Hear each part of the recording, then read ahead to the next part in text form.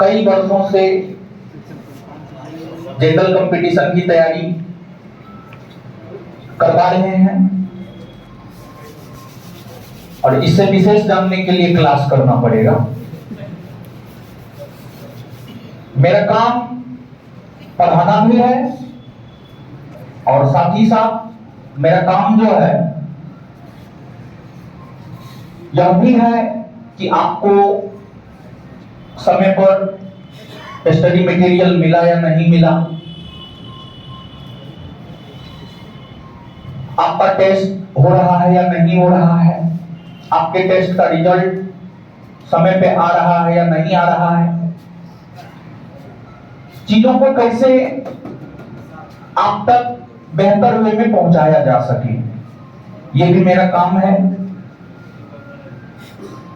ऐसे पढ़ाने के लिए तो हिस्ट्री भी पढ़ाते हैं, पॉलिटी भी पढ़ाते हैं, ज्योग्राफी भी पढ़ाते हैं, करेंट भी पढ़ाते हैं, इकोनॉमिक्स भी पढ़ाते हैं, लेकिन मूल तौर पर आपके बैच में हम पॉलिटी पढ़ाएंगे और हमारे अलावे और भी कई सारे शिक्षक आपका मार्गदर्शन करेंगे। अलग अलग विषय के अलग अलग शिक्षक होंगे।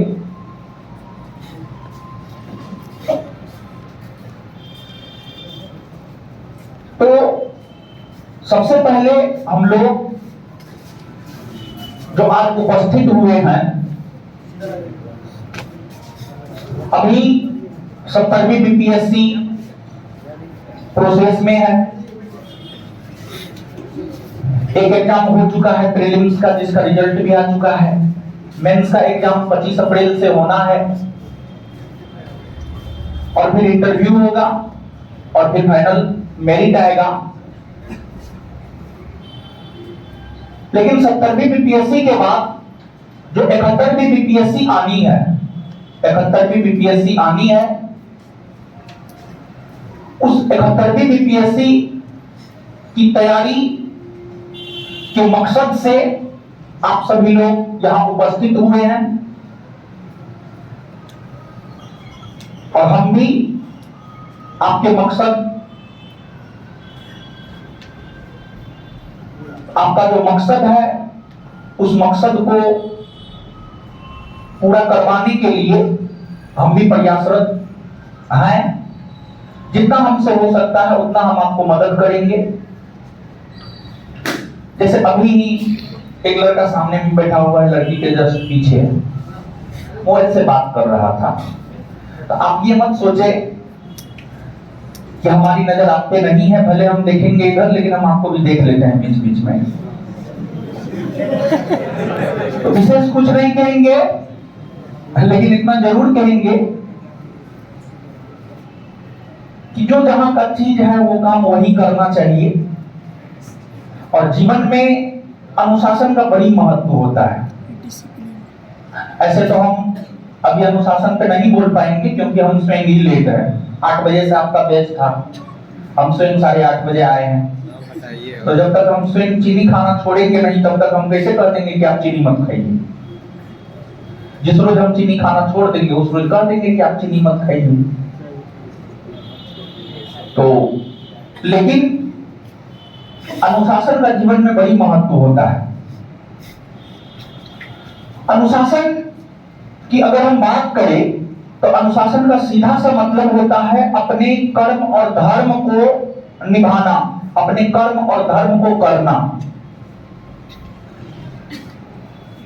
और आपका कर्म और आपका धर्म अगर देखा जाए तो आपका कर्म और आपका धर्म है पढ़ाई करना, मेरे ख्याल से। उसके अलावा आपका कोई दूसरा कर्म धर्म नहीं है। तो चीजों को अनुशासित वे में करना है। क्लासरूम में आए हैं तो मोबाइल से बात नहीं करना है। मोबाइल से बात कीजिएगा तो फिर थोड़ा दिक्कत वाली बात है। गुस्सा आता है तो हम मोबाइल लेकर के चूड़ भी देते हैं, तो और कोई खास वजह नहीं है। और गुस्सा आना भी चाहिए, गुस्सा अच्छी चीज है। गुस्सा हर किसी को नहीं आता है। जो सच को सच कहने की हिम्मत रखता है, जो झूठ को झूठ कहने की हिम्मत रखता है, गुस्सा उसी को आता है जो विचारों से स्वतंत्र होता है, जिसको ना लाभ का फिक्र होता है ना हानि का फिक्र होता है, गुस्सा उसी को आता है। नहीं तो दुनिया तो ऐसा है, मुस्कुरा करके आपका पॉकेट काट लेता है। तो इसलिए तो आइए, हमको लगता है कि आप लोगों में एग्जाम की समझ, बीपीएससी एग्जाम की समझ आप लोगों में होगा, जब मैं सही करता हूं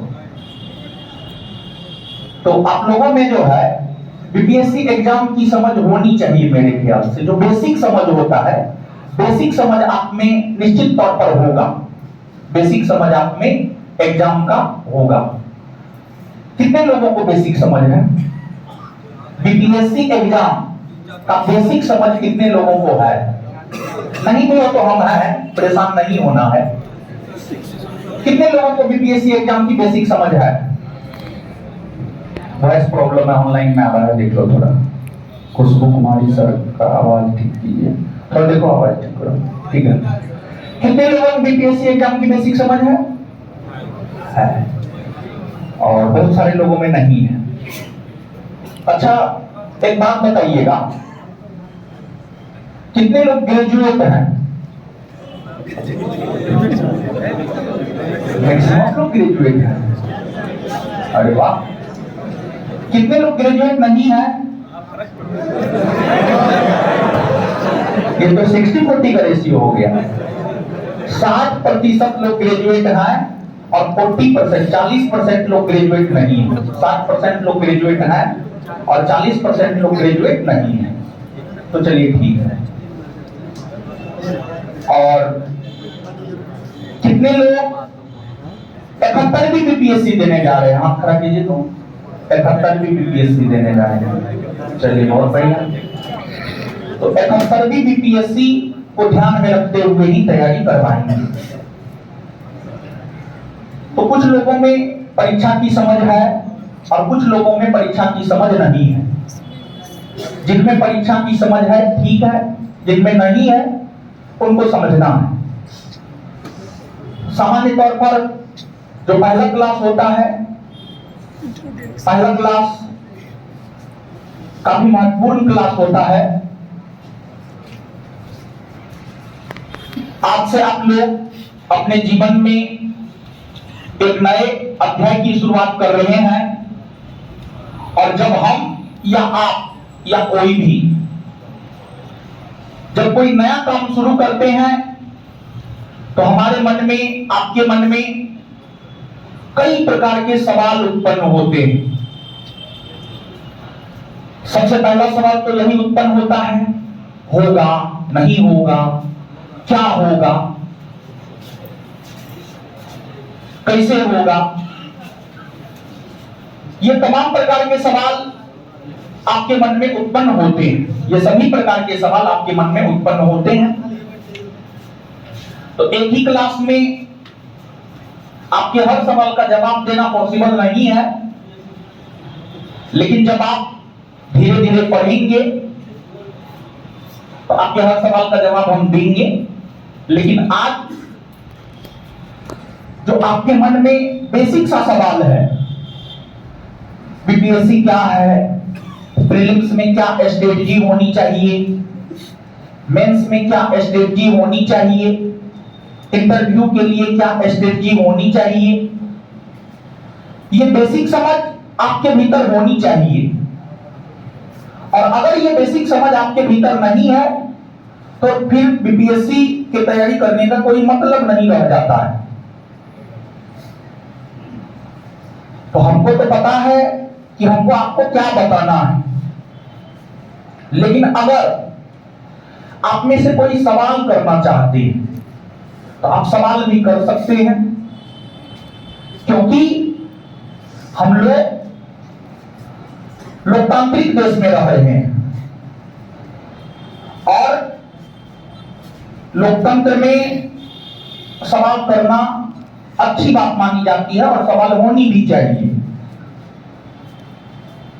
तो आपको सवाल करने की आज ही नहीं, आज तो आजादी आपको सवाल करने की है ही। आगे भी आपको सवाल करने की पूरी आजादी होगी। हम लोग लोकतंत्र में जीते हैं, लेकिन बहुत सारे लोग राजतंत्र का एग्जाम्पल देकर के जो है लोकतंत्र को जस्टिफाई करते हैं। तो कभी भी राजतंत्र का एग्जाम्पल देकर के लोकतंत्र को जस्टिफाई नहीं किया जा सकता है। तो सवाल पूछने की आपको आजादी होगी, लेकिन थोड़ा सा बेसिक समझ हम आपको बीपीएससी को लेकर के दे रहे हैं। उसके बाद फिर आप सवाल कीजिएगा। आपके मन में जो भी सवाल आएगा आप लिख करके रखिएगा और आप कीजिएगा। हम आपके सवालों का जवाब देने का प्रयास करेंगे। अरे वॉइस में क्या दिक्कत है यार? ऑनलाइन में काहे नहीं चेक किया था? पहले से चेक करके रखना चाहिए।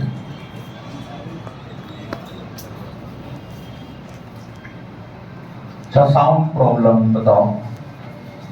सुरवेश बोल रहा है तो साउंड प्रॉब्लम है। सब लोग है फेस करना पड़ रहा है, लेकिन परेशान नहीं होना है। प्रॉब्लम जब आता है तो सॉल्यूशन भी उसी के साथ आता है। सॉल्यूशन हो जाएगा, अभी तुरंत हो जाएगा। ठीक कर रहा है लोग।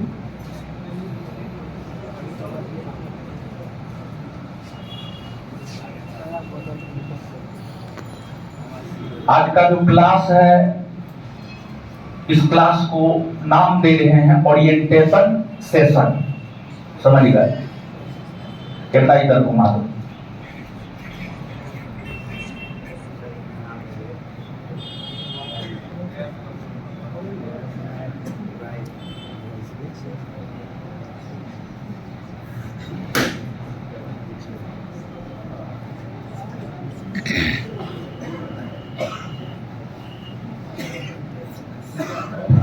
ठीक हुआ जी?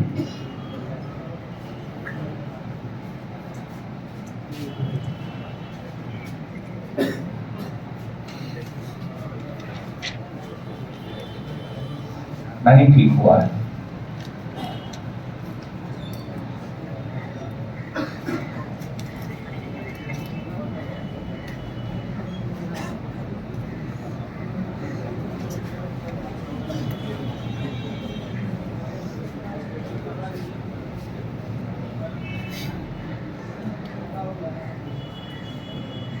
ठीक है, साउंड बफरिंग, साउंड सही है सर, साउंड प्रॉब्लम। कोई बोल रहा है सही है, कोई बोल रहा है गलत। अब सही है या गलत पता नहीं चल रहा है। नो प्रॉब्लम सर, ठीक है। ऑनलाइन वाला बोलेगा ठीक है, आप लोग क्या बोल रहे हैं? ठीक, आप लोग देखे हैं और देख रहे हैं क्या? ठीक है। पंखा चला रहा था, पंखा चला थोड़ा, गर्मी लगने लगा। ठीक है साउंड जी।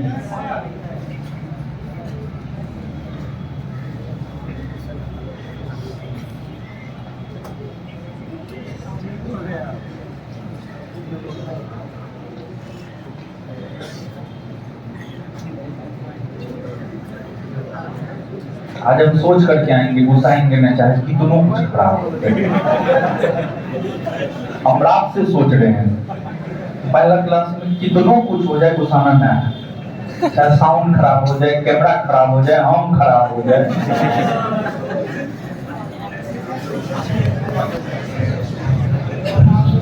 आज जितना तुम लोग को करना है तुम कर लो।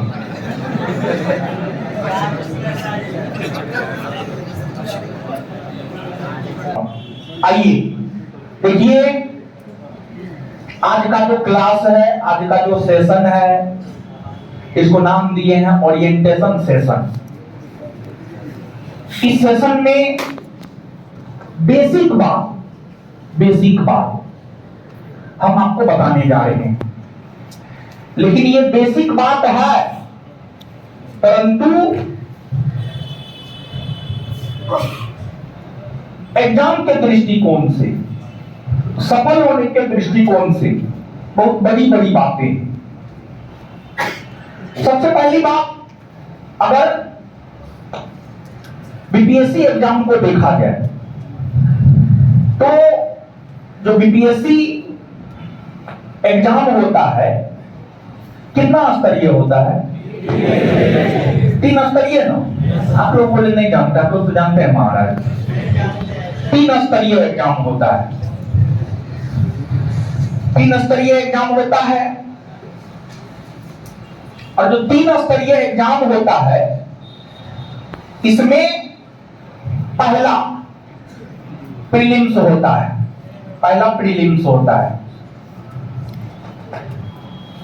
दूसरा मेंस होता है। तीसरा इंटरव्यू होता है। इंटरव्यू होता है।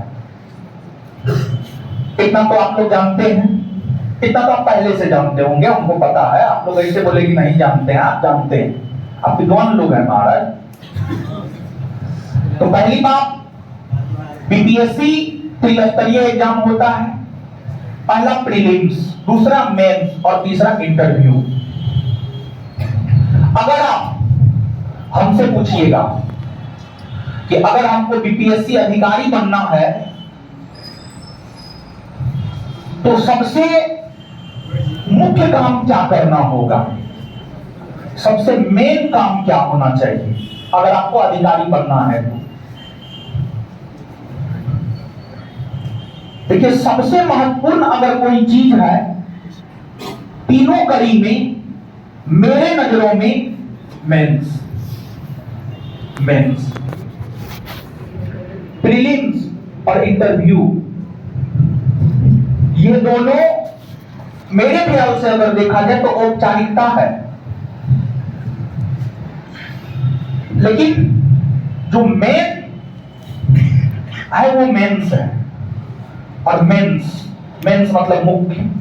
तो बीपीएससी एग्जाम में मेंस ही मुख्य होता ही होता है अगर अधिकारी बनना है तो। ऐसे 50,000 उठाना है तो पीटी पास करके 50,000 उठा लीजिए। तो मेन अगर देखा जाए तो वो मेंस होता है।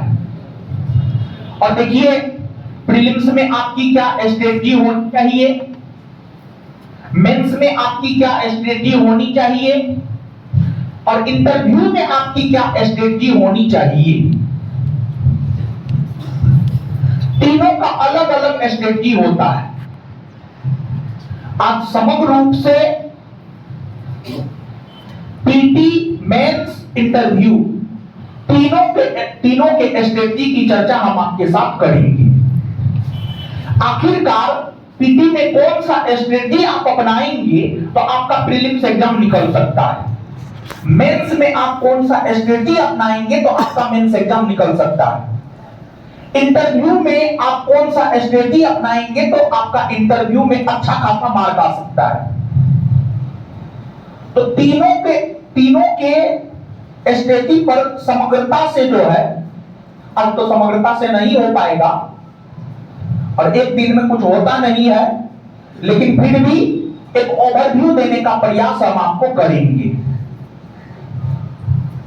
देखिए, जहां तक प्रीलिम्स का सवाल है, आप सब लोग जानते हैं प्रीलिम्स 150 क्वेश्चन का होता है। पहले बीपीएससी में निगेटिव मार्किंग नहीं था, लेकिन अब बीपीएससी में निगेटिव मार्किंग हो गया। और निगेटिव कितना है पता है ना? 1/3 है ना? 1/3 निगेटिव है। तो अब बीपीएससी में निगेटिव मार्किंग हो गया है। इस बार जो कट ऑफ कम रहने की वजह है उसमें एक निगेटिव मार्किंग का होना भी है। जबकि क्वेश्चन की अगर आप बात करेंगे तो क्वेश्चन बहुत ज्यादा टफ था, लेकिन फिर भी कट ऑफ काफी कम रहा है। कितना रहा है कट ऑफ? कुछ अवगत है? 91, 92, 87, 85 क्या? जनरल का 91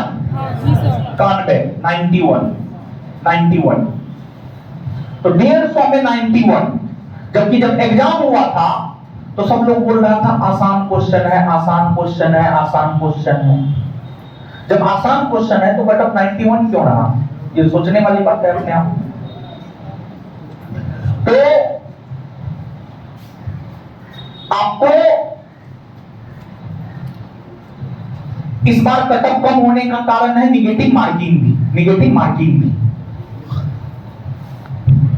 तो प्रीलिम्स के लिए आपको क्या करना है, प्रीलिम्स में किन चीजों पर ध्यान देना है? एक तो प्रीलिम्स के लिए आपको क्या करना है, दो बात पर विशेष ध्यान देना है प्रीलिम्स में। दो बात पर विशेष ध्यान देना है प्रीलिम्स में। तुम वीडियो बनाने में व्यस्त रहो, यहाँ पे साउंड प्रॉब्लम है, जाकर के तुम ठीक करो नहीं यार तुम। ठीक है, गुस्सा आ गया। चलिए तो सुनिए। हेलो, तो सुनिए अब आप।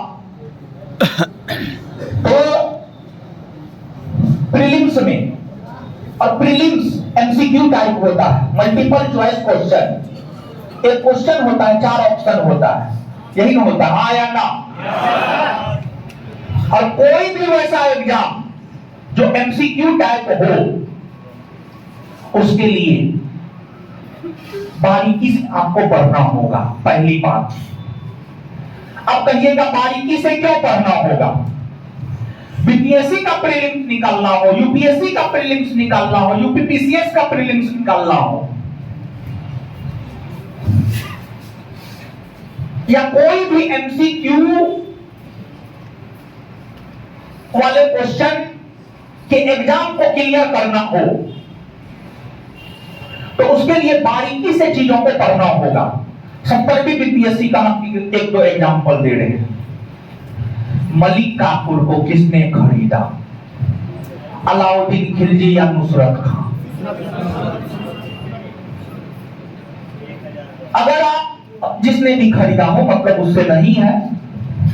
हम ये आपको समझाने का प्रयास कर रहे हैं कि आपको प्रीलिम्स पास करने के लिए बारीकी से चीजों को पढ़ना होगा। और अगर आप बारीकी से चीजों को नहीं पढ़ेंगे, अलाउद्दीन खिलजी और नुसरत खां में उलझे रहिए। आंसर तो कोई एक ही होगा, या तो अलाउद्दीन खिलजी होगा या नुसरत खां होगा। लेकिन अगर आप बारीकी से पढ़ेंगे तो आप सही आंसर करके आएंगे। देखिए, जैसे एक बात हम आपको कहना चाह रहे हैं कि कभी भी एग्जाम को क्वालिफाई करना हो ना, कभी भी एग्जाम को क्वालिफाई करना हो, तो क्वेश्चन चाहे प्रीलिम्स हो, मेंस हो या इंटरव्यू हो, क्वेश्चन डिमांड क्या कर रहा है, क्वेश्चन डिमांड क्या कर रहा है, क्वेश्चन के डिमांड को समझिए, क्वेश्चन के कीवर्ड को समझिए। और अगर आप क्वेश्चन के डिमांड को समझ जाते हैं, क्वेश्चन के कीवर्ड को समझ जाते हैं, तो निश्चित तौर पर आप उन प्रश्नों का जवाब देने में सक्षम हो पाते हैं। जैसे एक जीवन से रिलेटेड बात हम आपको बता रहे हैं।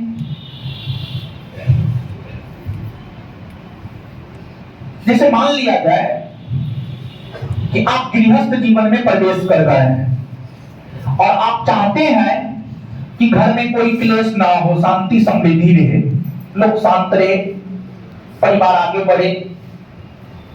तो सीधी सी बात है, पत्नी, अपनी जो धर्म पत्नी है,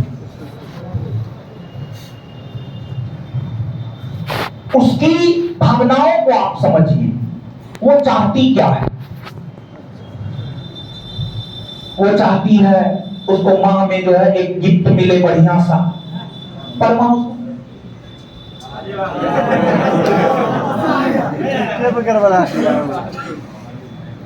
गुस्सा आ गया।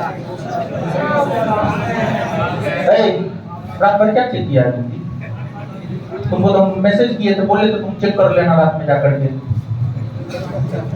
क्या चेक किया है? अजीब नौटंकी लगा करके रखा है। गुस्सा आ गया सर। नहीं सर जी, आज के दिन नहीं सर। देखिए, अरे आप लोग पे गुस्सा पड़े हुए गुस्सा का मतलब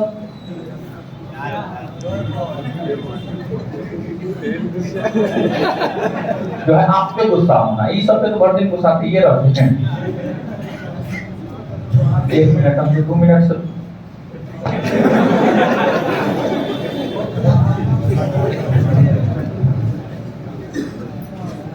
पूरा मुझे कचरा कर दिया यार।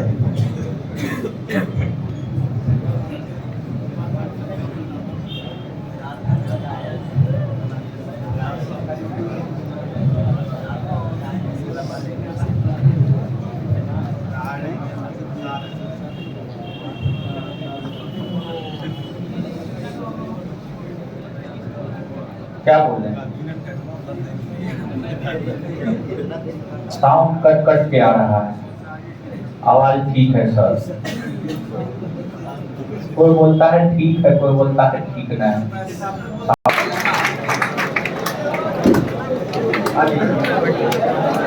बैठ जाइए, बैठ जाइए, बैठ जाइए। देखिए सर, यहाँ पे सब नया नहीं हुआ है, थोड़ा सा प्रॉब्लम इसी वजह से पता नहीं मेरे साथ 17 बरस से काम करा तो हमको पता नहीं पहला क्लास में क्या होता है। इसी वजह से हम चाह रहे थे कि आप पहला क्लास ना आएंगे तो उसमें हम तो एडजस्ट कर ही लेंगे, ठीक है।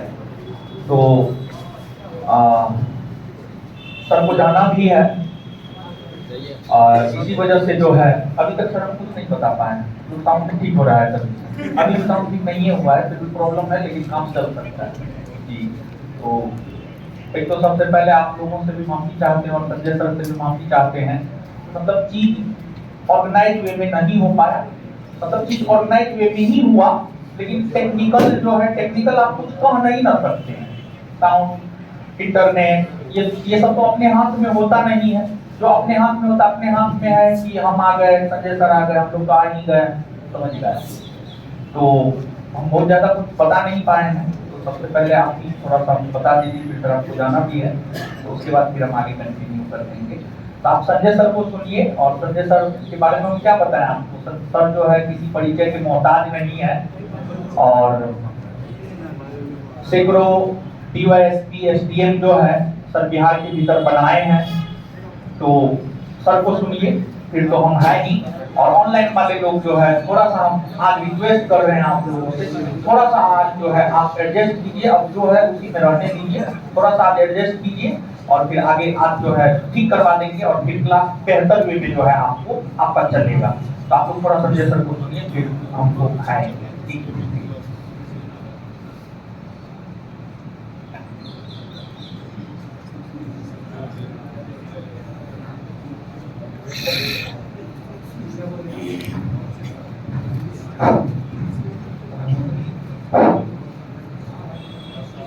सबसे पहले गुड मॉर्निंग फ्रेंड्स, आप सबका बहुत स्वागत। और रोशन सर और पूरी टीम का भी बहुत आभार कि एक अच्छी पहल की उन्होंने शुरुआत की है।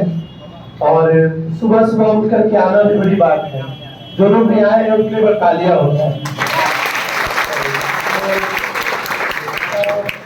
दोस्तों, आप जिस दौर में भी गुजर रहे हैं, तो आप अभी जो कष्ट करते हैं उसका आपको बाद में फायदा मिलता है, निश्चित रूप से मानिएगा। और जो भी आपने कीमती समय आप देते हैं, उसमें एकमात्र बड़ी जरूरत होती है कि आप एक सफलता को पाए। आपके माता पिता और जो भी गार्जियन है तो चाहते हैं कि हमारा जो बच्चा है वो अच्छा पढ़ करके बन जाए। तो आज पहली शुरुआत है, तो मैं 10 से 12 मिनट पैसे दूंगा, मुझे निकलना भी था। तो कुछ बेसिक बातों की चर्चा करके आज हम समाप्त करेंगे, फिर सर आपको कंटिन्यू रखेंगे। मैं हमेशा एक वर्ड से शुरुआत करता हूँ कि एक सफलता जो चीज है और उसमें कौन सी चीजें चाहता है। और आजकल तो यूट्यूब का दौर है, हर समय आपके पास माध्यम है, पर जब आप उसको व्यवहारिक रूप से जिएंगे तो ज्यादा बेहतर समझेंगे। यह हमेशा याद रखिएगा। चाहे टीचर भी कोई हो तो उसका कॉन्फिडेंस दो तरह से आ सकता है। एक है कि वो ऊपरी स्तर पे बहुत कॉन्फिडेंस से बोल रहा हो, पर अगर उसके पास एक्चुअली रिजल्ट नहीं होंगे तो फिर वो बात कुछ समय के बाद कॉन्फिडेंस डाउन जाएगा। जैसे हम लोग यहाँ पे और सर के रूप में क्लास स्टार्ट हुआ है, कुछ समय के बाद अगर इससे अच्छे रिजल्ट आने लगेंगे तो हम लोग को अच्छा लगेगा कि नहीं? अगर रिजल्ट खूब अच्छा आने लगेगा तो एक अलग सा कॉन्फिडेंस बन जाएगा। तो मैं 3 बातें हमेशा बोलता हूँ सफलता के लिए।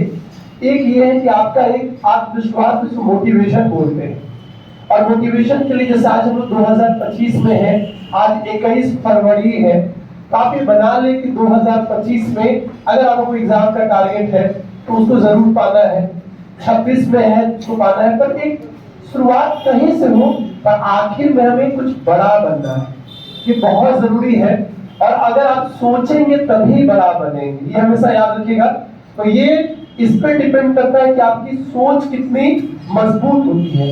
ये नहीं हो सकता कि शुरुआत कहीं से हो, क्योंकि मैं अगर अभी उदाहरण बोल लगूं तो बहुत लंबा चल जाएगा, उसके लिए कुछ समय नहीं रहेगा।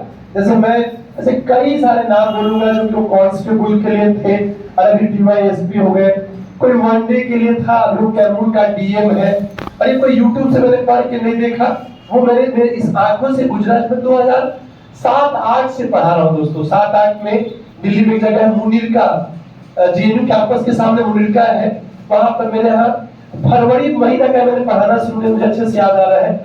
और शुरुआत में 4-5 बच्चे थे, वैलेंटाइन डे के दिन क्लास लगी तो 3 को भाग गया, बच गया 2 बहुत डरते हैं, पर इसका असर नहीं है, क्योंकि अब भागने से कोई असर नहीं पड़ता है। एक समय के बाद कॉन्फिडेंस बढ़ जाता है। जो भागेगा वो अफसोस करेगा कि गलत जगह भागे, सही टीचर था, हम हड़बड़ा गए पहचानने में, सर हमको धैर्य रखना, सबकी शैली अपनी अपनी होती है। तो ऐसे कई उदाहरण उस पर चर्चा नहीं करूंगा, बस एक आत्मविश्वास अगर बना रहे कि 2025 में कोई एग्जाम, 26 में आखिर में मुझे ये बनना है, और ये हमेशा याद रखिएगा, क्योंकि आपकी सोच होनी चाहिए कि आखिर बनना है। जैसे सर ने सोचा कि हम शुरुआत करेंगे तो कम से कम रूम भर देंगे और कुछ दिन और पढ़ेंगे तो बढ़ते जाएगा। अभी हाल में ही और जगह से प्रीलिम्स से स्टार्ट होता है, यहाँ पे मेंस का चुनौतीपूर्ण बैच स्टार्ट किया गया 31 तारीख से, और आज तक हम लोग उसमें 18 दिन रेगुलर क्लास चला है। कुछ बच्चे पढ़ रहे हैं, पूछे उसमें कैसी फैकल्टीज आ रही है, और अभी भी हम हड़बड़ी में फैकल्टी से मिलने ही जा रहे हैं ताकि मिल करके कुछ क्लास के लिए उनको जोड़ा जा सके। सही बात है कि नहीं? तो ये आप सबके लिए पहली बात रखिएगा कि आत्मविश्वास के एक दिन बढ़ेंगे जरूर। दूसरी बात है कि सही रणनीति होनी चाहिए, और तीसरी बात है कि आपकी अच्छी मेहनत होनी चाहिए। अभी जो दूसरा रणनीति वाला सबसे बड़ा इंपॉर्टेंट होता है। रणनीति के 2 पहलू होते हैं, एक वो जो आपको रणनीति दे रहा है, और एक वो जो आप कैसे रणनीति को लेते हैं। तो आप लोगों के लिए कॉमन फिनोमिना होता है कि आप किसी पार्ट को पढ़ते समय सिलेबस को देखें, नेचर ऑफ क्वेश्चन को देखें और स्टडी मटेरियल को देखें। सिलेबस हर जगह अवेलेबल है, और उसको ऑर्गेनाइज में से पढ़ना भी जरूरत है कि कैसे कुछ को पढ़ा जा सकता है। जैसे अगर आप मॉडर्न इंडिया पढ़ते हैं तो मॉडर्न इंडिया का अगला चरण पॉलिटी से जुड़ा हुआ है। सही बात है कि ज्योग्राफी का जो इकोनॉमिक ज्योग्राफी है वो इकोनॉमी से जुड़ा हुआ है। आपको इन्वायरमेंट ज्योग्राफी में पढ़ सकते हैं और साइंस एंड टेक में पढ़ सकते हैं। तो किस तरह से पढ़ते हैं बड़ा मैटर करता है। एक बुकलेट आपको दिया गया है, आप देखिए उसमें मॉडर्न इंडिया के सिलेबस को डिजाइन किया गया है, जिसके साथ ही आपकी कल से क्लास स्टार्ट होगा। और फिर एक पॉलिटी का सिलेबस को डिजाइन किया गया, जिसके साथ ही आपकी क्लास भी स्टार्ट होगा, और उसमें ये मेंस का प्री रहेगा, पहले समझ बने। जैसे मान लीजिए कि आपको पटना से कोई फैक्ट आ गया कि गोल घर का निर्माण हुआ, तो ये आपको रटना पड़ेगा, पर आप उसकी एक समझ बना लेंगे कि क्यों हुआ, किस परिप्रेक्ष्य में हुआ, तो वो बहुत लंबे समय तक याद रहता है। ये बड़ा मैटर करता है कि पहले एक समझ बने, फिर उसके बीच से तथ्य बने तो अच्छा रहता है। फिर आपका इतना अच्छा बेस बन जाएगा, जल्दी आप भूलेंगे नहीं, आप उसके बीच के भी कई एग्जाम निकालेंगे और आगे का भी चीज बनेगा। तो ये अप्रोच की कोशिश रहेगी, कोई संपूर्ण होता नहीं है। तो आपकी रणनीति हो कि सिलेबस को देख के पढ़ना, नेचर ऑफ क्वेश्चन को देख के पढ़ना, और हम प्रोसेस का प्लान है कि नीचे में बोर्ड बनाया जाएगा, इसमें टॉपिक लिखा रहेगा और बच्चे उसको चेक करेंगे कि टॉपिक आपका समाप्त हुआ है कि नहीं। तो ये बड़ी समस्या होती है टॉपिक का समाप्त नहीं होना। हाँ, कुछ टॉपिक ऐसा हो सकता है कि थोड़ा कम जरूरी हो तो उसमें नोट से थोड़ी चर्चा कर दी जाए, कि मैक्सिमम महत्वपूर्ण टॉपिक आपको पता हो कि भाई हम इस पे प्रश्न आता है हमारा बना हुआ है कि नहीं। तो ये चीज नीचे ऑफिस के पास लगा रहेगा हर पार्ट का, जिसे आप मैच करेंगे कौन सा आपका हुआ कौन सा नहीं हुआ, ताकि उसके बेस पर प्रश्नों का अभ्यास कर सके। स्टडी मटेरियल आप सब जानते हैं, एनसीईआरटी बढ़िया विकल्प है, उसमें भी जरूरी है कौन सी एनसीईआरटी और किस क्रम में पढ़ा जा सके। जैसे आप पढ़ते हो कि 6 से 12 बोला जाता है, पर आप ध्यान से देखेंगे तो नई वाली एनसीईआरटी में जैसे हिस्ट्री की बात तो 6, 7, 8 जरूरत है, 9, 10, 11 में जरूरत नहीं, चूंकि वो विश्व इतिहास के बारे में है। 12th में आप पाएंगे 3 पार्ट है जो एंशिएंट मीडियल मॉडर्न का है, 3, 6, 7, 8 नई वाली में, 3 12th वाली, और 3 जो पुरानी वाली है रामचरण शर्मा की, सतीश चंद्रा की और विपिन चंद्रा की, बड़ी महत्वपूर्ण है। पर इन तीनों को अगर जोड़ करके हर चैप्टर वाइज पढ़ा जाए तो ज्यादा अच्छा रहेगा। तो हम कोशिश रहेगी कि आपका एनसीईआरटी भी साथ साथ रहे, एक समझ बन सके। जो एनसीईआरटी आधारभूत किताबें हैं, जो भी विश्वविद्यालय का हो या कोई भी चीज, एनसीईआरटी को बड़ा बेस बनाया जाता है। तो 3 बातों पे हमेशा आपका रणनीति होना चाहिए। और दूसरा जो सबसे बड़ी बात है कि जो रणनीति देने वाला है उस पर भी आप बात रखिएगा, पर ये जरूरी है क्योंकि आज एक बड़ी समस्या हो गई है कि रियल पे लोग कम ध्यान देते हैं, रील्स पे बहुत ध्यान देते हैं। अगर मैं भी हूँ तो जरूर पूछ पता किया जाए अपने से, फेसबुक पे जाकर के, यूट्यूब पे जाकर के, सीनियर नोट्स जाकर के, कोई ब्लॉग पे जाकर के फलाने आदमी क्या इन पे रिलाई कर सकते हैं कि नहीं, बहुत जरूरी है। क्योंकि बहुत जरूरी है कि एक अच्छा बैकग्राउंड अगर किसी का रहता है तो आपको शायद बेहतर प्रस्तुत कर पाएगा। किसी एग्जाम का अनुभव होने से बहुत ज्यादा मदद मिलती है। मान लीजिए कि अभी हम लोग बुढ़िया छाप स्कूल के प्रोडक्ट है। बुढ़िया छाप समझते हैं? बुढ़िया छाप समझते होंगे। जो अब तो बुढ़िया छाप कम हो गया, पर पहले जो हम लोग अक्सर बोलते कि बुढ़िया छाप टू जेएनयू यूनिवर्सिटी में अच्छा माना जाता है और ऑल इंडिया एंट्रेंस होता है। उसकी वैचारिक पहलू पे मत जाइएगा कि जो पद बनाओ सब चक्कर छोड़ दीजिए, आप क्वालिटी की बात करिए। बिहार की जितनी यूनिवर्सिटीज हैं उसमें हर कॉलेज में कोई ना कोई प्रोफेसर को जेएनयू का मिल जाता है। अभी 8 ऐसे जिले हैं जहाँ का एसपी और डीएम हमारे जेएनयू है। मैं जिला में कार्यरत हूँ, वहाँ के भी एसपी कुमार आशीष जी वो जेएनयू के हैं। तो ऐसा कुछ नहीं है, वो आपके विचारों की बात है। तो वहां पर मैंने यही देखा कि अच्छे बैकग्राउंड से बहुत फायदा मिलता है। मैं सबको कहूंगा कि आप ये भी जो देखें कि आपको जो लोग भी पढ़ाने वाला हो, जो लोग भी बताने वाला हो, उसका एक अच्छा बैकग्राउंड हो। अच्छा रहेगा कि नहीं? जैसे मान लीजिए जुड़ने के लिए हम लोग बहुत चीज देखते हैं कि किन लोगों से जुड़ा जा सके। आज से 2 साल पहले मैं खुद भी बहुत एक जगह पे एक खास कर परीक्षा के लिए काफी ज्यादा सक्रिय रहता था। मेरी भी शुरुआत यही रमना रोड से हुई थी, जब 56वीं से 59वीं का बैच चल रहा था और हम दिल्ली से आए थे, स्टार्ट किए थे। उस दौर में हम लोग स्टार्ट किए, उस बैच के कई बच्चे बने और कुछ बच्चे आज उनका वो लोग अच्छा कोचिंग भी चलाते रहते हैं। वो सब मैक्सिमम मेरे स्टूडेंट्स रहे हैं। और पर मैंने पाया कि अच्छा से काम करने से बच्चों ने बहुत ज्यादा उत्साह दिया। फिर मैं पिछले 1.5-2 साल से उतना सक्रिय नहीं था, और जब रोशन सर और आए और मैंने देखा यहाँ के बारे में जो ईमानदारी देखी तो लगा कि हमें काम करना चाहिए और हम अच्छा से काम करें तो विश्वास बनता चलेगा। जैसे कुछ बच्चे अभी शाम के समय मेज में पढ़ने भी आते हैं, जैसे वीडियो आप दिख रही है, क्या सही में अच्छे से होता है फर्जी टाइप से? नहीं, जबरदस्ती नहीं है। और ये नहीं मैं इनको बैठाया हुआ हूँ क्या बोलिएगा या कुछ और बच्चे। अब देखिए मेरी याददाश्त कैसा है, आप भी मेज पे आते ठीक लगता है या फर्जी है? नहीं, जबरदस्ती आप इनसे पूछ सकते हैं। या वहीं पर तो कहने का मेरा मतलब है कि बहुत जरूरत है, विश्वास बहुत मेहनत से कमाया जा सकता है। कई बार आपको झूठा भी बोला जाएगा, उसका ध्यान से। आज के बच्चे बहुत समझदार होते हैं। और बस मैं यही बोलूंगा कि 3 बातें याद रखिएगा। आपका आत्मविश्वास हो कि एक दिन जरूर बनेंगे। और ये अगर कोई वो बोलता है जो खुद प्रूव किया हो तो अच्छा रहता है। हम लोग साइंस के स्टूडेंट हैं, +2 में इंजीनियरिंग का सोचे, इंजीनियरिंग के लिए प्रयास किए तो बच्चा अच्छा नहीं आया कि बीआईटी में नीचे का रैंक मिला नहीं है, फिर वह अब आगे कुछ पढ़ना बिहार में चलता है। अगर इंजीनियरिंग ठीक से नहीं हुआ तो बोला चल जाओ आईएएस का तैयारी करो। सही बात है कि नहीं? खुद चलता है आपने। अब वही किया गया तो साइंस के जब आर्ट्स ले लिए। फिर हम लोग नॉर्थ कैंपस में एक दिल्ली में कॉलेज है रामदास कॉलेज, वहां पे पढ़ते थे और हम लोगों ने अपना ग्रुप बनाया 4-5 बच्चों का। शुरुआती साल खूब मेहनत किए तो कॉलेज में दूसरा स्थान आया। दूसरी साल इतनी मेहनत किए तो पूरी यूनिवर्सिटी में दूसरा स्थान आया। 74 में दूसरा स्थान इतिहास में आने से कॉन्फिडेंस बढ़ता है कि। और फिर हमारा जो ग्रुप था मैक्सिमम जगह में अच्छा किया, यूपीएससी में कई बार करीब तक गए। तो मैंने यही पाया कि लोग ठान ले तो आराम से काम किया जा सकता है। ये हमेशा याद रखिएगा कि आप अपना विश्वास बनाइए, आप जरूर बेहतरीन कर लेंगे। ये बात ध्यान रखना है। तो आप सबके पास आप कितने लोग लगता है कि आज से कुछ वर्षों के बाद अच्छा पद पे जाएंगे? हाथ उठाइएगा। सबको उठाना है, जो नहीं उठा तो घर वाले को फोन कर दिया जाएगा। एकदम मस्ट है कि आपका बनाना है मन में आज जो है उससे कोई मतलब नहीं है, आज से कुछ समय के बाद बेहतर हो सकता है। मैं सिविल सेवा में जिस विषय के चलते फेल किया, उसी विषय में आज 30 तारीख को पैसा पाता हूँ, नहीं समझे मुझे, और टेक्निकली उसका प्राध्यापक हूँ, मतलब उसमें, और पूरे बिहार में मेरा चौथा स्थान आया। बस उसका बड़ा कारण था कि मैंने उस विषय को उस रूप में ले लिया कि डर बैठा लिया कि मेरे से हो नहीं सकता है, इस विषय को मैं पढ़ाऊंगा नहीं यहाँ पे। उस पर मैंने बात नहीं पाया कि अगर आत्मविश्वास रहता तो शायद मैं वहां पर भी यूपीएससी मेरा 7 नंबर से नहीं छूटता। पर मैंने यही पाया कि आदमी का तरीका कई बार गड़बड़ा जाता है, कॉन्फिडेंस लो जाता है और आदमी ठीक से पढ़ता नहीं है। तो मैं सबको बोलूंगा कि शुरुआत किसी एग्जाम से हो, पर आखिर में कहां तक जाना है, फाइनली में।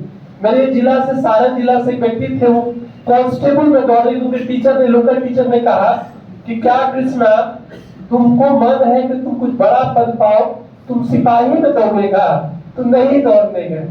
फिर उसके बाद से सचिवालय सेवा में 1000+ सीट था, उनका नहीं हुआ, पर बीपीएससी असिस्टेंट में 30 सीट था, उनका हो गया। 56 में 118 के 126 के आसपास डीवाईएसपी का सीट था, जैसे इस बार कैसे 136 सीटें आया हुआ है, उसमें उनका नहीं हुआ, पर 63 में सिर्फ 6 सीट आया, उनका हो गया।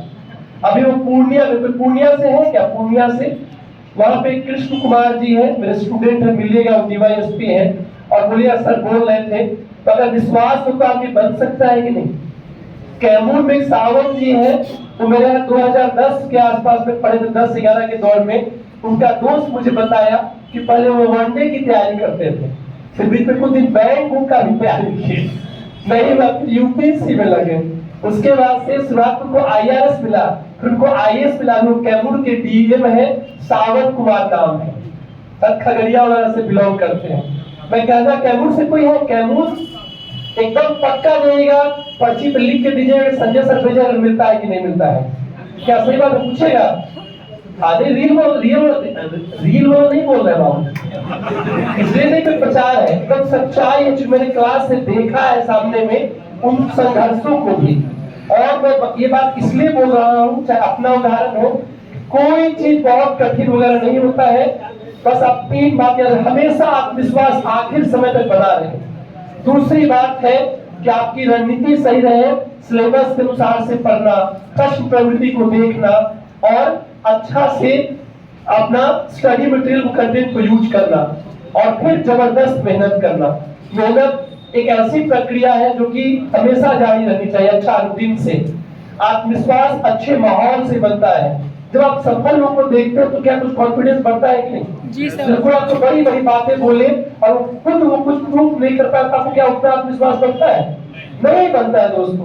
पर जब आपको कुछ दिखता है कि बन रहा है, जैसे आप ही कल पढ़ के गए टॉपिक, प्रोफेसर सर ने 2 टॉपिक बड़े अच्छे से पढ़ा दिया, मैंने कोई टॉपिक पढ़ाया, अच्छा या बुरा आप देखेंगे, और आप गए एनसीईआरटी पर तो लगा कि 90% चीज को समझ में आ रहा है। कोई क्वेश्चन बनाया तो आपको लगा कि मेरा क्वेश्चन बन रहा है, क्या कॉन्फिडेंस बढ़ेगा कि नहीं? तो ये बहुत जरूरी है।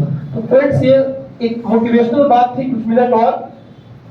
3 स्तर है जिसको साथ लेके चलेंगे, एक है पीटी, दूसरा है मेंस और तीसरा है इंटरव्यू। और मैं चौथा स्तर भी बोलूंगा, वो है आपके पास होने का। क्या बनना है? पास होने का। शुरुआत कोई पीटी, कोई मेंस और कोई इंटरव्यू से नहीं, शुरुआत करिए चौथा स्तर पे कि एक दिन जब आपका पास होने का नाम आ जाएगा तो आपके बारे में सब लोग का विचार कैसा हो जाएगा। सही में बोल रहा हूँ? प्लीज मैं सबको कहूंगा कि आप इससे शुरुआत करिए कि जिस लाइन में लगे हैं, शुरुआत भले ही कोई नौकरी से हो सकता है, घर की स्थिति अनुसार से कोई भी नौकरी पढ़ लेंगे, पर हमारा जो अंत होगा हम उसके लिए प्रयास करते रहेंगे, चाहे 37 साल तक उम्र रहे, 40 तक रहे, चाहे जिस कैटेगरी में हो। तो चौथा याद करिए कि एक दिन कोई शाम आएगा और उस शाम में मेरा रिजल्ट में नाम आ जाएगा, जो एक अच्छे, जो ऐसा सम्मानित पोस्ट मुझे अच्छा लगे कि हमारा बोर्ड लगे, एसडीएम डीएसपी रहे, तो एक बॉडीगार्ड मिले। ज्यादा लड़ाई क्यों है दोस्तों? इसी बार खूब प्रोटेस्ट क्यों है? तो 336 सीटें 71वीं में भी लगभग अभी तय है कि 1000+ अभी है, और आगे बढ़ते बढ़ते चांसेस है चुनावी वर्ष है तो 1500 तक भी जा सकता है। अभी मैं कंफर्म नहीं कर सकता कि क्या जा रहा है, क्योंकि मैं गलत से बोलता नहीं हूँ, बहुत सारा बात, लेकिन जब बोलूंगा तो पक्का वही रहेगा। पर अभी कुछ नहीं बोला है मैंने। अभी मैंने बोला कि 1000 के आसपास अभी तय है, कार्मिक में, और पिछले बार का जो 536 बचा हुआ था, जो जुड़ने वाला था जोड़ करके, और 1500 के चांसेस हो सकते हैं या बढ़ भी सकता है। मैं सबको कहूंगा इस बात के लिए कि आप चौथा स्टेप से स्टार्ट करेंगे, एक दिन आप बनेंगे, ये आपको बड़ा अच्छा लगेगा। चौथा स्टेप सोचने से लगता है कि दिन मेरा भी होगा। तीसरा स्टेप इंटरव्यू जो होता है, उसमें मैं यही बात कहूंगा कि इंटरव्यू आपके जीवन भर के ज्ञान और आपके जीवन भर के अभिव्यक्ति की शैली की बात है। जैसे मैं रोशन सर के पास करीब 31 तारीख से आ रहा हूँ, यहाँ के बच्चे मुझे बहुत ही ज्यादा अनुशासित मिले, इसके लिए पूरी टीम को बहुत सारा आभार। बहुत बड़ा अनुशासित बच्चे, क्योंकि समय के बाद कभी समस्या हो जाती है। खासकर नया आदमी है, वो झेल लेगा, तो पुराना आदमी तुरंत बकना और पिनकना शुरू कर देता है। तो उसके बाद क्या है, उसकी इच्छाएं पूर्ण हो चुकी रहती है, वो हर असर पे संतृप्त हो चुका रहता है। उसको आप बहुत दबाइएगा तो वो दबे उड़ेगा, नहीं कहेगा कि तुमको हम दबा देंगे। क्या है कि उसका कॉन्फिडेंस बहुत बढ़ा रहता है, जो चीज अभी हम 2008 में देख चुका रहेगा, उसको सब इच्छाएं भी उतनी नहीं रहती, कौन बने कौन नहीं, उतना ही खुश रहता है जितना रहता है। हाँ, पर टीचर और डॉक्टर क्या है, जब तक मरेगा नहीं तो उनका पढ़ाना जारी रहेगा, प्रैक्टिस जारी रखता है। सही बात है कि नहीं? पटना से ही यहाँ पे बलराम तिवारी सर, पटना विश्वविद्यालय से, राज से वो टीचर थे, वो बात बोलते कि संजय ये भूख मरता ही नहीं है। सच्चाई बात है कि नहीं? तो ये टीचर का है कि वो कभी भूख नहीं मरेगा, और वही आदमी को प्रेरित करता है। तो मैं आप सबसे कहूंगा एक बात को कि आप इंटरव्यू के लिए, मेरी बात है कि इंटरव्यू शुरुआत से जारी रहता है। आप इंटरव्यू को कई बिंदुओं पर देख सकते हैं कि आपका बैकग्राउंड क्या है, आपका विषय क्या है, आपकी रुचि क्या है, वो क्या रेगुलर बनता है कि नहीं। कुछ बच्चे लोग सर हम हॉबी क्या रखें, हमारा हॉबी है ऐसे से उछलना, तुम रखोगे? कहा सर नहीं, हमको कुछ बताइए ना आइडिया। सर हम योगा रख ले, मेरा दो दोस्त योगा रखा है। अब योगा में कोई आसन पूछ लिया तो योगा किया ही नहीं था, देखा देखी नहीं करना चाहिए था।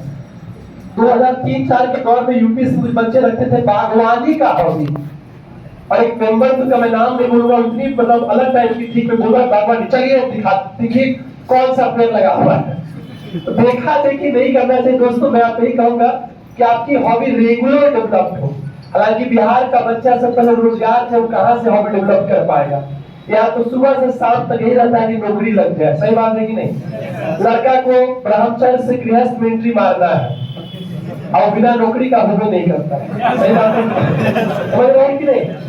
एंजिन में पढ़ेगा 25 साल तक ब्रह्मचर्य, अब 25 के बाद क्या रहता है? जैसे लगा नौकरी तुरंत पर द्वार पहुंच जाएगा। क्या ही है? तो फिलहाल इंटरव्यू के लिए बस मेरा 2 बात है, ज्ञान और उसकी अभिव्यक्ति। ज्ञान बचपन से जारी है कि नहीं, और अभिव्यक्ति आप डे बाय डे में सीखते हैं कि कैसे अपने आप को प्रेजेंट किया जाए। और एक सबसे बड़ी बात मेरा याद रखिएगा, कभी कोई इंटरव्यू दीजिएगा, इंटरव्यू अच्छा या खराब इस पर जाता है कि हम लोग तनाव ले लेते हैं। एक मेरा फॉर्मूला है, जो मानिए हम भी इधर फॉलो किए, पीछे तो खुद ही नहीं करते थे, खुद ही खराब आए थे। मेरा जो आखिरी लाइव का इंटरव्यू रहा है वो 2022 का था, उसमें 15 में मुझे 14 नंबर मिला। कैसा दोस्तों है? और शायद मुझे पूरा हाईएस्ट अप्रिसिएशन पुरुषों वाले इंटरव्यू में 15 में 14 था। उसमें मैंने ये सीखा कि हम खुद बड़ा गाइड करते थे, खुद ज्ञान देंगे कि शांत बैठिए, मुस्कुराइए, अब खुद में मुस्कुराएगा नहीं पानी पसीना छूटेगा। एक बार मेरा 18 में तो लड़का सर प्रणाम सर देने प्रोफेसर वाला है। अच्छा सर, तो आपका पसीना बड़ी छुड़ा, बढ़िया ज्ञान देते हैं। मेरा लड़का तो बड़ी बदमाश रहता है, ध्यान दीजिए, पक्का आपको बोलेगा। वो देख के इतना बदमाश रहता है, सर रुमाल लीजिए, पोंछ लीजिए। मौत करो भाई, लड़के कम बदमाश मौका चुकाते हैं। और वही लोग हम बोले थे कि आप बहुत ज्यादा टेंशन ले रहे हैं, टेंशन मत लीजिए। सर आप ठीक तो है, पानी पीजिए। बदमाश है यार लड़का। तो ले लिया 2018 में, फिर सर्टिफिकेट चला था, उसी दौर में प्रोफेसर की बहाली हो रही थी। तो इस बार हम बताए नहीं, बड़ी दिक्कत होता है। तो एक चीज याद रखिए, जैसे गुलाबिया घाट का नाम सुने, बांस घाट। आपको जब कोई तनाव हो तो जीवन का सबसे बड़ा सच्चाई है मृत्यु। एक दिन जला दिए जाएंगे, कोई तनाव नहीं लेना है।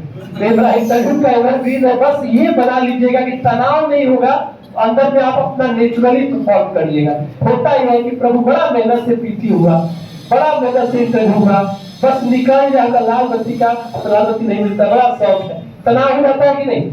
1-2 दिन पर से रात का नींद खत्म हो जाएगा। हाँ इंटरव्यू यही होता है, नॉर्मली यही होता है, जब मन का जो फीलिंग होता है दबाव मिलता है। तो मेरा ये आपको जोक लगेगा, पर जरूर आप याद रखिएगा कि जीवन नश्वर है, कोई तनाव नहीं लेना है। और तो ज्ञान मिलता ही रहेगा, पूरी टीम ज्ञान देगी। टीचर में इसको साथ लेके चलना चाहिए। 5 चीजें हैं, history, polity, geography, economy, science, यही कोर है। साथ ही साथ इससे जुड़ा हुआ बिहार का भी अप्रोच, इससे जुड़ा हुआ थोड़ा सा मेंटल एबिलिटी जो कि मेंस में डीआई हो जाता है, और करेंट, टोटल 8 चीजें। पीटी और मेंस में बहुत अंतर नहीं है, अगर आप ध्यान से पढ़ें तो। आप अगर मेंस का सिलेबस देखेंगे तो पेपर 1 में आपका हिस्ट्री है, करेंट है, डीआई है। पेपर 2 में आपका पाएंगे पॉलिटी है, ज्योग्राफी, इकोनॉमी है, और साइंस टेक है। पीटी में आएंगे तो पीटी में आपका हिस्ट्री है, करेंट है, मेंटल एबिलिटी है, पॉलिटी है, ज्योग्राफी, इकोनॉमी है, और जनरल साइंस है। साइंस एंड टेक थोड़ा कम पूछता है, और एक बिहार स्पेशल भी है। तो एक मिक्स होके चलेगा। जैसे मान लीजिए कि हम लोग एंशिएंट पढ़े, मेडिवल पढ़े, मॉडर्न पढ़े। एंशिएंट मेडिवल से मेनली आपको कल्चर वाला पार्ट पूछता है, पर अब जब से शॉर्ट नोट्स आ गया है तब से पीटी की भी भूमिका है। कुछ पिछले से पिछला पूछ दिया था कि उत्तर भारत के मंदिर, जो कि नॉर्मली मेंस में नहीं तैयार करता है, मेंस में तैयार करता है मौर्य कला, पाल कला और पटना कलर पेंटिंग, जो हम लोग किए भी थे, जो मेंस बैच चल रहा है, और उसमें किस लेवल पे था, जरूर आप नोट्स को देखिएगा। और उससे बढ़िया किसी का मिले तो हमको भी ले आके दिखाइएगा। कैसा रहा कॉन्फिडेंस? नहीं समझोगे? इससे बढ़िया रहे, अरे मेरा ही मत ले आके दिखा दीजिएगा, ठीक है? और तुलना में भी नहीं, कोई दूसरा कॉपी किया तो भी मत दिखाइएगा। जैसे 2 साल पहले का मेरा कॉपी किया था, तो बहुत बुरा हाल किए थे, हाँ नाम नहीं बताएंगे। तो मेरा पूरा नोट्स में को सेम टू सेम छाप करके, अब फलाना सर के द्वारा है, तो बोले कि सर मेरे आप स्टूडेंट है क्या? सेम टू सेम कहाँ से छाप लिए सर? तो इसलिए बहुत इंपॉर्टेंट है कि कंटेंट भी आपका शानदार हो। और हम लोग जो चलेंगे, जो कल से स्टार्ट होगा, उस पर याद रहेंगे, तो स्टार्ट करेंगे मॉडर्न इंडिया से। एक पेज आपको बटा होगा जो 10 पेज का मिला है, उसमें अभी नहीं मिला, मिल जाएगा। उस पेज में सिलेबस लिखा गया है। सबसे पहले बेसिक टर्म से स्टार्ट करेंगे कि राष्ट्रवाद क्या होता है, आंदोलन क्या होता है, विद्रोह क्या होता है, क्रांति क्या होता है। अगर ये समझेंगे तो 1857 को इस विश्लेषण करने में मदद मिलेगी कि नहीं? जैसे कि 1857 को लोग कैसे देखें, ताकि जो मेंस के प्रश्न है उसको जरूर एड्रेस करना है। और याद रखिए, मेंस को बेहतर से समझेंगे तो पीटी तुरंत आ जाएगा। क्योंकि मेरा आखिरी बात रहेगा, मॉडर्न को हम कुछ पार्ट में बांटेंगे। एक पार्ट रहेगा हमारा बेसिक कॉन्सेप्ट पे, दूसरा पार्ट रहेगा राष्ट्रीय आंदोलन पे जो सबसे क्वेश्चन पूछता है, तीसरा राजनीतिक इतिहास, चौथा सामाजिक सांस्कृतिक इतिहास, और 5वां आजादी के बाद का भारत। आजादी के बाद का भारत का पैटर्न कम पूछता है, पर यूपीएससी की ओर जा रहा है, बीपीएससी तो हो सकता है कुछ क्वेश्चन पूछे, एक साल के बाद पूछे, तो जरूरी है पढ़ने की। तो उसमें टर्म समझेंगे, और हर टॉपिक को, जैसे मान लिया 1857 में स्टार्ट किए, तो 1857 को बोर्ड पे फ्रेम करना, और कैसे प्रश्न पीछे मेंस में आए हुए हैं, फिर कैसे पीटी में आए हुए, दोनों को लेके चलेंगे। साथ साथ आपका जैसे पहले समझेंगे, जैसे आप 1857 को देखिए, 1857 का 150 वर्ष पूरा हुआ था 2007 ईस्वी में। पार्लियामेंट का स्पेशल सेशन चला था, और मेरठ से लेकर के दिल्ली तक की रैली निकाली गई थी इस बात के लिए कि क्यों इसको क्रांति के रूप में व्यक्त किया जाए। पर क्या आज भी हम इसको क्रांति के रूप में दिखा सके? आज भी इसको विद्रोही बोला जाता है। कारण है कि स्रोतों का अभाव है। अधिकांश साक्ष्य ब्रिटिश साक्ष्य है।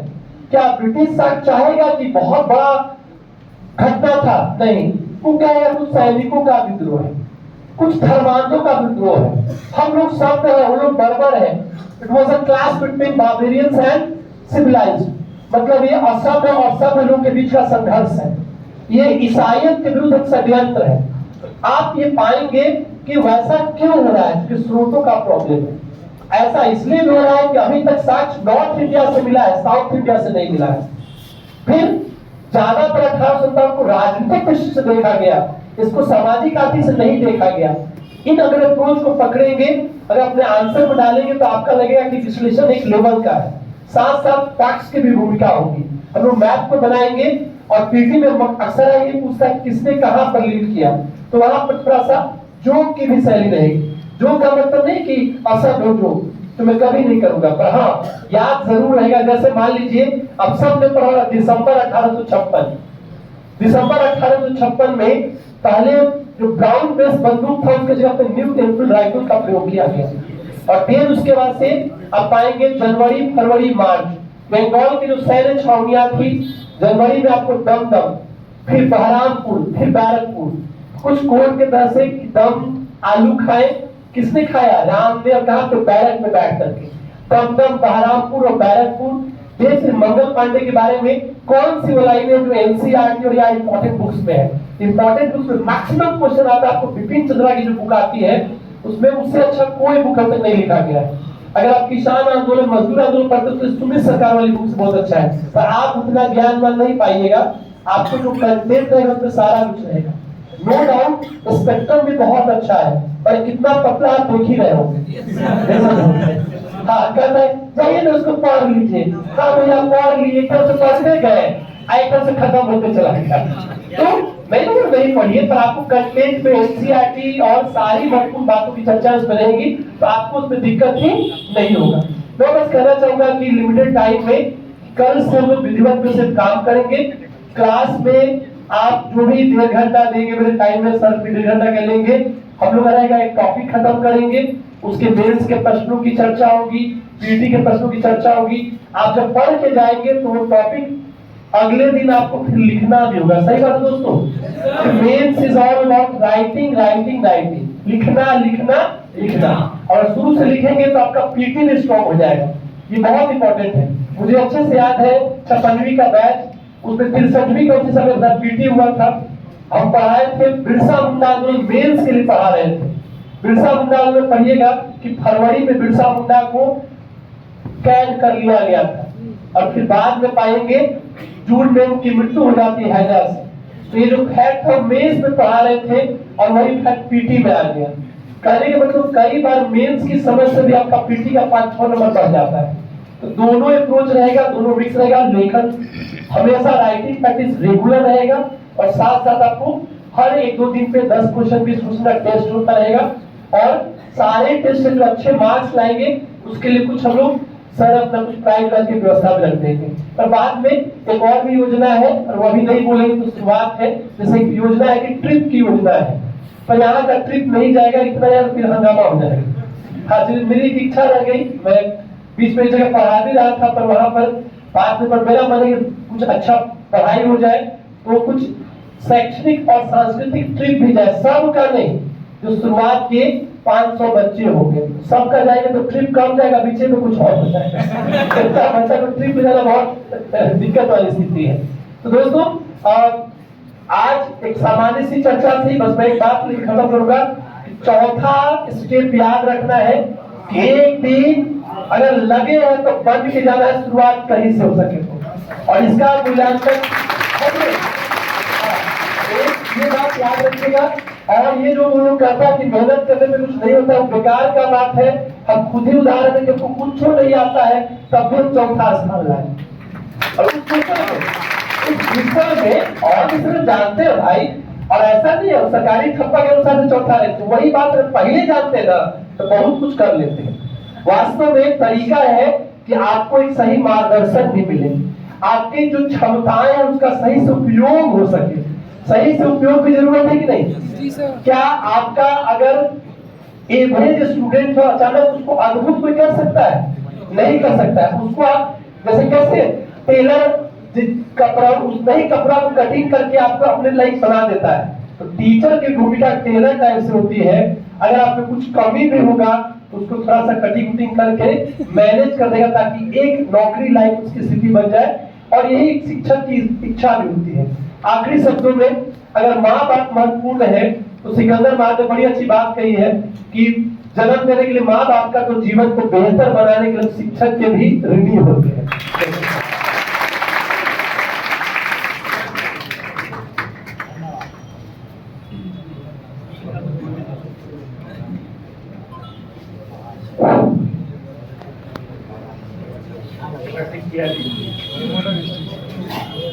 ठीक है, अब तक ठीक चल रहा है।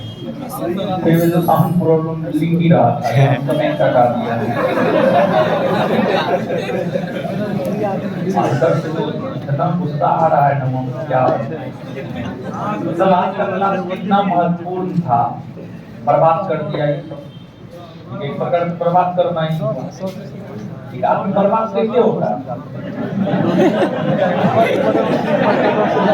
बर्बादी में सबसे बड़ा योगदान अपने लोगों का होता है। ये सब बर्बादी का लक्षण है।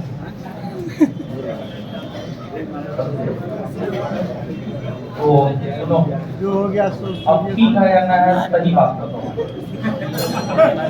नहीं चलिए नहीं, तो ऐसा करते हैं, क्लास रिकॉर्ड हो सकता है, रिकॉर्ड में भी सही नहीं लगेगा। ऑनलाइन तो आज क्लास नहीं है वो, ठीक है, तो ऑफलाइन अच्छे से हो सकता है ना। देखिए ऑनलाइन वाले लोग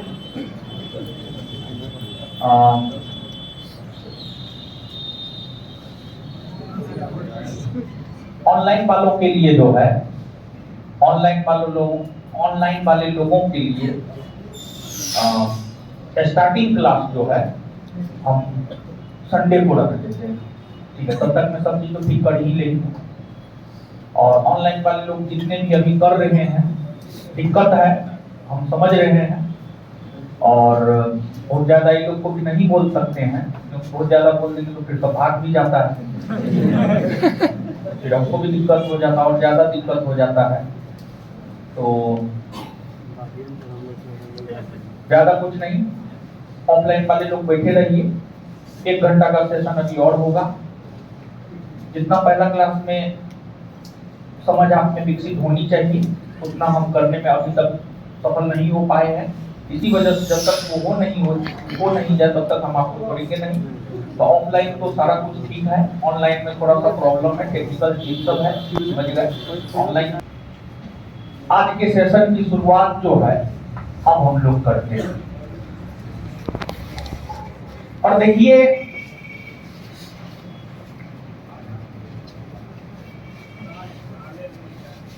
एग्जाम का बेसिक समझ आप में होनी चाहिए। ऐसे अभी सर भी बहुत कुछ आपको बताए हैं, लेकिन हम थोड़ा सा और भी बताते हैं, उस चीज को थोड़ा और एक्सप्लेन कर रहे हैं। और अभी आगे के जो 1 घंटा का सेशन होगा, इस सेशन को आप याद रखिएगा और प्रयास कीजिएगा तब तक इस सेशन को याद रखने का जब तक कि आप अंतिम तौर पर सफल ना हो। पीपीएससी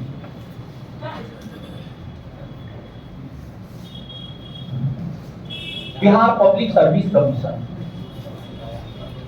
पीपीएससी एक अधिकारी बनाता है। अधिकारी का मतलब होता है डिसीजन लेने वाला, decision maker, DS decision maker, decision लेने वाला। और डिसीजन कौन ले सकता है? जो तार्किक होता है, जो तर्क संगत बात करता है, जो तर्क संगत बात करता है, वही डिसीजन मेकर हो सकता है, वही अधिकारी बन सकता है। तो बीपीएससी में 3 दरवाजे हैं, और तीनों दरवाजों को जब आप क्रॉस करते हैं, तीनों दरवाजों को जब आप क्रॉस करते हैं, तब जाकर के आप एक अधिकारी बनते हैं। तो पहला दरवाजा प्रीलिम्स, पहला दरवाजा प्रीलिम्स, प्रीलिम्स। अब प्रीलिम्स में क्या स्ट्रेटजी होनी चाहिए? ठीक है, देखिए किसका इच्छा नहीं होता है कि अच्छा खाना खाए, अच्छा पढ़ने, अच्छा जगह घूमे? किसका इच्छा नहीं होता है? हर किसी का इच्छा होता है, लेकिन हर कोई क्या अच्छा खाना खा सकता है, अच्छा कपड़ा पहन सकता है, अच्छा गाड़ी पे चढ़ सकता है? नहीं। क्योंकि हर कोई त्याग कर ही नहीं सकता है, क्योंकि हर कोई मेहनत कर ही नहीं सकता है, क्योंकि हर कोई रिस्क ले ही नहीं सकता है। और जो व्यक्ति रिस्क नहीं ले सकता है, जो त्याग नहीं कर सकता है, जो मेहनत नहीं कर सकता है, वो कुछ नहीं कर सकता है। तो जीवन में रिस्क लेना बहुत जरूरी होता है, त्याग करना, मेहनत करना बहुत जरूरी होता है। ये सब तो मोटिवेशन की बातें हैं, लेकिन अगर परीक्षा निकालने की बात करें, पहला दरवाजा तो प्रीलिम्स ही है। प्रीलिम्स पास करेंगे तभी आप मेंस लिख पाएंगे, मेंस पास करेंगे तभी आप इंटरव्यू दे पाएंगे। तो अब पहला दरवाजा को पार करने के लिए क्या रणनीति होनी चाहिए, ऐसे तो विस्तार पूर्वक बताने का इच्छा था, लेकिन जितना बताएंगे अब मतलब सिर्फ क्रीम देंगे, अब इधर उधर की बात कम और सिर्फ cream, to the point. Prelims में 150 क्वेश्चन होता है। पहले प्रीलिम्स में नेगेटिव मार्किंग नहीं था, अब प्रीलिम्स में नेगेटिव मार्किंग हो गया है और 1/3 हो गया है।